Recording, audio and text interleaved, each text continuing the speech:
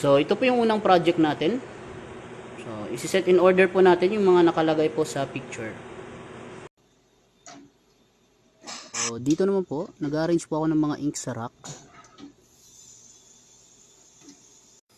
So, inaayos ko na po dito yung mga papers. So, ito na po yung after video ko po.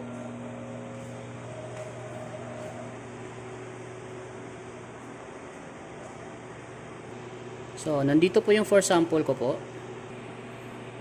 Nandito naman yung mga inks ko. So, may mga label na po siya. Sa ilalim naman ng computer table, so, nandito po yung tools ko.